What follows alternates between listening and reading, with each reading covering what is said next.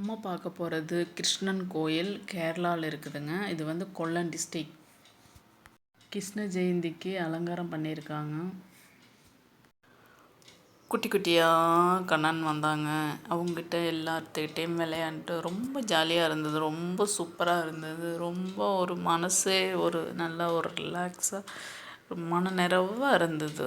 அவ்வளோ அழகாக பிள்ளைங்க ருக்மணி கிருஷ்ணன் நான் வீடியோ கூட எடுக்கலை, அவங்களோட தான் விளையாண்டுட்டு இருந்தேன். அவ்வளோ அழகாக சூப்பராக இருந்தாங்க.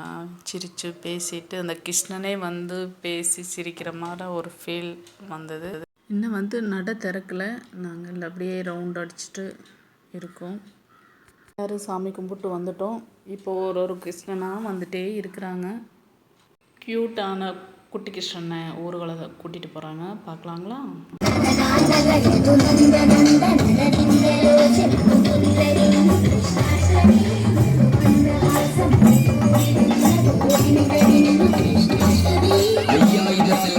വർഷങ്ങൾക്ക് മുമ്പ് കംസന്റെ കാരാഗൃഹത്തിൽ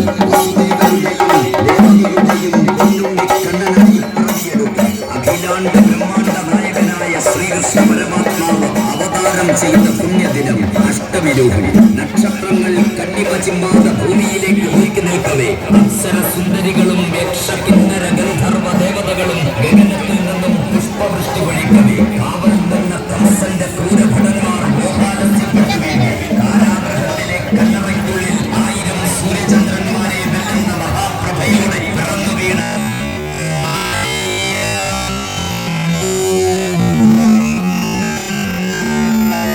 ശ്യാമമാധവന്റെ ജന്മദിനം ബാലഗോകുലം ബാലദിനമായി ആചരിക്കുകയാണ്. ബാലദിനാഘോഷങ്ങളുടെ ഭാഗമായി ബാലഗോകുലം പുനലൂർ നഗരത്തിന്റെ നേതൃത്വത്തിൽ സംഘടിപ്പിച്ചിരിക്കുന്ന മഹാശോഭായാത്ര കുത്തുകുടകളുടെയും വാദ്യമേളങ്ങളുടെയും ഗോപിക നൃത്തത്തിന്റെയും പ്രിയടിയുടെയും വർണ്ണവൈവിധ്യങ്ങളായ വേഷവിധാനങ്ങളുടെയും അകമ്പടിയോടുകൂടി രാധാകൃഷ്ണ വേഷധാരികളുടെ അകമ്പടിയോടുകൂടി ഈ നാടിന് പുണ്യത്തിന്റെ വൃന്ദാവന മഹിമ